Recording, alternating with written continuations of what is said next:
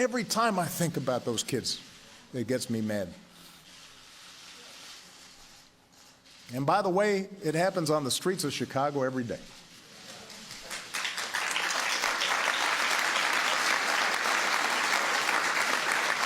So, we cannot simply turn away and dismiss those in peaceful protest as troublemakers or paranoid.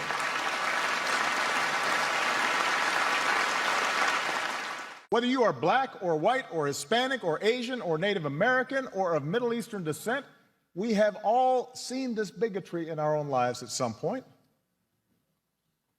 We've heard it at times in our own homes. If we're honest, perhaps we've heard prejudice in our own heads and felt it in our own hearts. We know that. And while some suffer far more under racism's burden, some feel to a far greater extent discrimination's sting. Although most of us do our best to guard against it and teach our children better, none of us is entirely innocent. No institution is entirely immune. And that includes our police departments. We know this. And so when African Americans from all walks of life, from different communities across the country, voice a growing despair over what they perceive to be unequal treatment, when study after study shows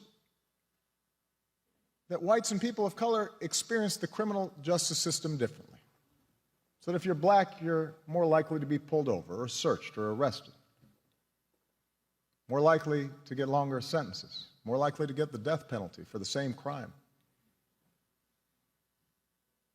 When mothers and fathers raise their kids right and have the talk about how to respond if stopped by a police officer, yes, sir, no, sir, but still fear that something terrible may happen when their child walks out the door,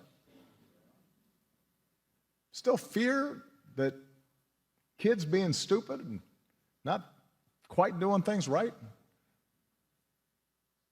might end in tragedy. When all this takes place more than 50 years after the passage of the Civil Rights Act, we cannot simply turn away and dismiss those in peaceful protest as troublemakers or paranoid.